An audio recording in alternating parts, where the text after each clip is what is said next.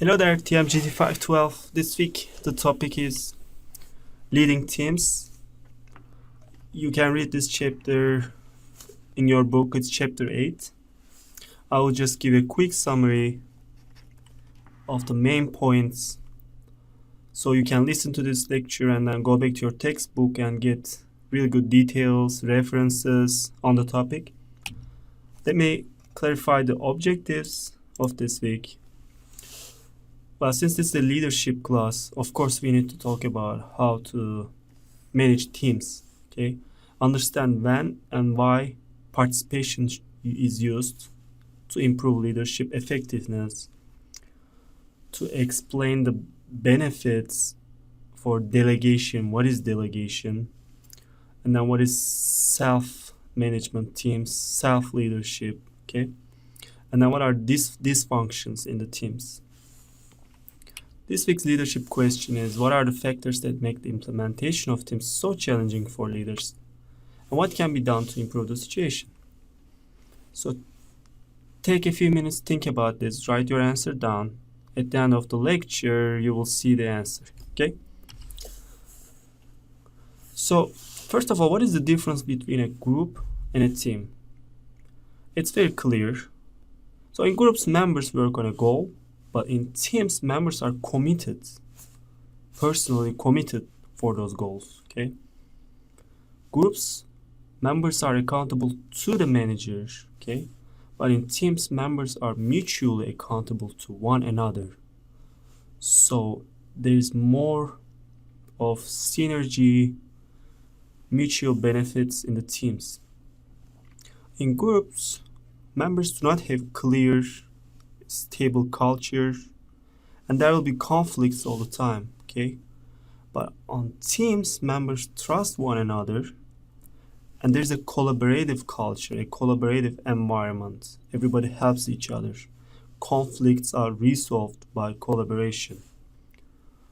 In groups, the leadership is one person, but in teams, members all share in leadership, which we will discuss. Delegation, empowerment, participative leadership, okay? Groups, okay, they may accomplish their goals, but teams achieve synergy, okay? So they actually perform more than the goals because they are committed to those goals. So there can be in traditional organizations versus team-based organizations. In traditional organizations, there's high management control, no employee participation. On the other hand, on a team-based organization, there's delegation, there's empowerment, which means high follower participation. Okay, what is the criteria for use of participation? When the task is complex and quality is important, the leader will need expertise from the followers, okay? So it is leadership participation from the followers. When follower commitment is needed, when there's enough time that the leader doesn't have to make quick decisions, when the leader and follower are ready, and when they can easily interact, there will be a lot of participation of followers. What are the benefits of participation in a team? Well, first of all, since followers are participating in leadership and decision making, they'll be developed, okay? They'll be more motivated, and complex tasks, by using different perspectives, different background of the followers, is going to create the chance of having better decisions. And empowerment, okay? When there's participation, there's empowerment. So the followers also have leadership opportunity.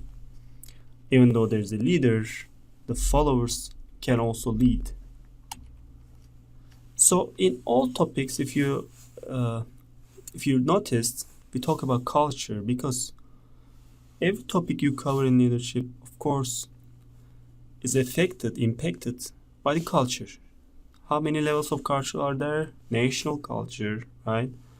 Organizational culture. So What is the role of culture in for teams, leading teams? Okay, if the culture is collectivist, okay, that emphasize team process. However, if it's individualist, right, it's more like a group work, not a team. If the culture is high power distance, there will be less empowerment, there will be less delegation. Okay, the leadership will be done by the leader if the culture is a high power distance culture. So also there is the horizontal and vertical dimensions of culture, right? This also plays a role in how the teams are led. So actually there is a very strong relation between culture and how the teams are led. Okay, this is very important. What is delegation? Delegation is leader assigning one of his responsibility to a follower. Why do leaders do that? Like, what are the benefits of delegation? Well, first of all, it frees leaders' time, right? So leaders can actually have some time to work on more strategic level activities. And it provides employees opportunities to learn, develop, okay, for their professional development. Since employees are involved in decision making, they are not in decision making, but since they are involved in managerial tasks, leadership tasks, they'll be more motivated, okay? They'll be more satisfied. What are the guidelines for good delegation? Because there might be cases where delegation is wrongly performed, which cause problems. What are the guidelines for good delegation? First of all, you should delegate. Do not dump, okay? You have to delegate both pleasant and unpleasant tasks. Why? Because this provides followers with a variety of experiences. You have to provide clear goals and guidelines regarding expectations and limitations. So the followers actually know what is expected from them. What are their limitations? When a task is delegated, the leader needs to provide necessary authority and resources to the followers, such as what can be those resources? Time, training, support needed to complete the task. And then the leader needs to keep track of progress and provide feedback during and after task completion. Continuously, not just one time, at regular certain intervals. Okay? So it's not like the leader is just assigning his responsibility to a follower and then don't worry about what's going on. He has to track the progress. Is the follower accomplishing what is supposed to be done? Okay? Also, delegate tasks to those who are most motivated to complete them. Also, those who have the capacity and potential but no clear track record of performance. Okay, so you know somebody has potential, so you delegate them your responsibility as a leader, so you can record his performance. Can he handle management situations? Can he be a leader in the future? Okay, and you need to create a safe environment. Like, if you delegate your responsibility to a follower, you need to make sure that he doesn't feel insecure. Okay, you need to tolerate their honest mistakes and worthy efforts. And they may fail, they may do mistakes, but as a leader, you need to give them that safe feeling, secure feeling. And also, as a leader, you need to develop your own coaching skills, right? Go to professional development workshops, training courses, to make sure that you have the skills to delegate. Like, are you delegating the right thing to the right person? This is very important. What are some excuses for not delegating? Why do leaders sometimes reject delegating? Because the leader might think that the followers are not ready for that, are not ready for any leadership activity, or the leader might think that the followers do not have the right skills, or just the leader is uncomfortable delegating their tasks because he thinks that the leader's upper leader, there's always an upper leader of a leader, might think that the leader is not working hard enough, right? He is just assigning his responsibility to a follower. Also, the leader might think that he can do the job quicker rather than leaving it to the follower, right? He or she might think that why am I not doing this? I can do this quicker than delegating it to someone else. So there are lots of excuses leaders can create not to delegate. The next topic is self-managed teams. Self-managed teams and self-leadership are very similar. I'm gonna quickly explain. Okay, so basically,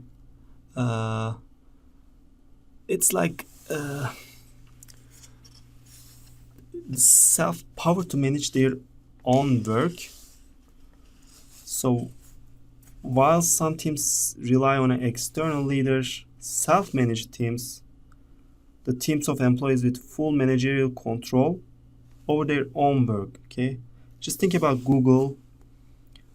The teams at Google have the authority to make many of their decisions. So when the teams have this power to self-manage their projects, what happens?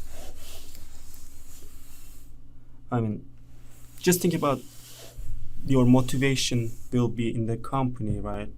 Any other company, not just specific to Google. So these are all relates to self-managed, self-leadership, okay? All are related to empowerment, which we have discussed in the previous lectures. Hopefully you remember. Basically, the teams, the followers, have the right to make decisions, okay? Very similar to participative leadership. When I talk about team composition, I also talk about this in the previous lectures. Homogeneous teams versus heterogeneous teams. What is the difference? Homogeneous teams, okay, there will be less conflict because everybody is from, let's say, same culture, okay, same background. So they will look at the problems from the same perspective. So there will be less conflict. There will be more cohesion, team cohesion. There will be faster agreement, right?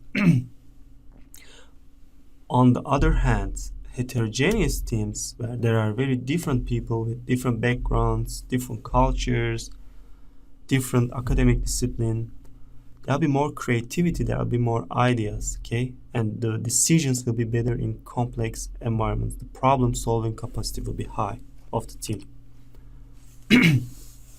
Some dysfunctions in teams are groupthink, free riders, bad apples, and lack of cooperation and trust.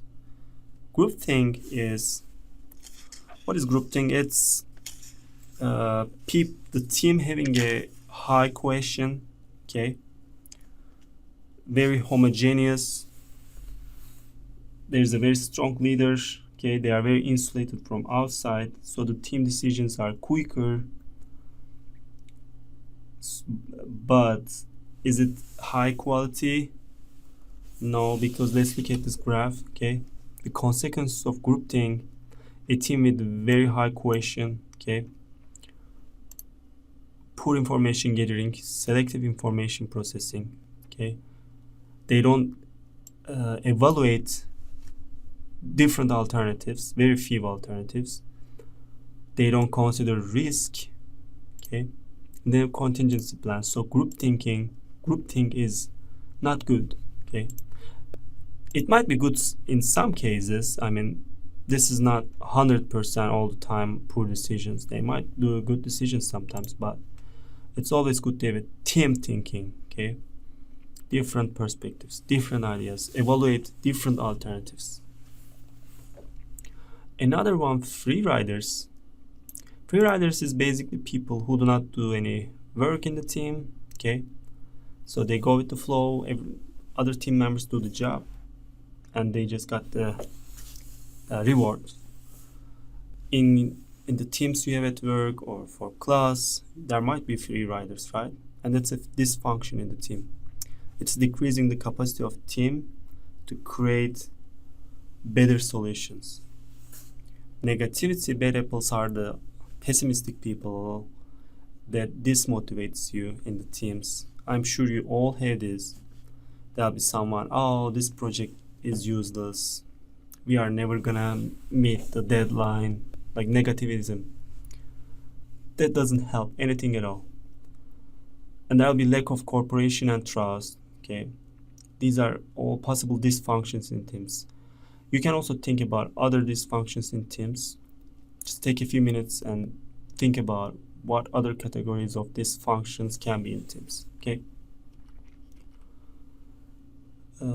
these are how you can help your teams become effective. Okay, one important thing here is continuous monitoring and a clear purpose. Okay, rest are very easy. Appropriate training, cooperation, and trust. Okay, this is how you build a trustful environment in your team. As you can see, there should be, first of all, hard work of each member, integrity, communications should be open, no behind the door discussions of teammates. Okay, there should be mutual respect and mutual support for each team member. Okay, there should be equity, because if one of the team members feel that something is not fair for them, there is not going to be trust in the team. And then the rewards should be distributed fairly, right? What if you are in a team and you are not rewarded what you deserve, but somebody else gets reward, which you two do the same job, but he gets more rewards? How would you feel? Would you have a trust in the team environment? Okay, and then you need to celebrate success all together. So this is the end of my mini video lecture for you. Hopefully it helped. As I said, please read chapter 8 and read the details on all this. This is just a summary lecture, and this is the answer to the leadership question which was in the beginning of the class. Please read through this, and again, do you agree with this? You don't have to agree, right? Just think about if you agree with this, which bullet point do you agree, which you don't agree, and you can always send me a comment on the question answer forum for the week and tell me that, oh, I don't agree with that, and then we will discuss. Okay, thank you for listening. See you guys next week.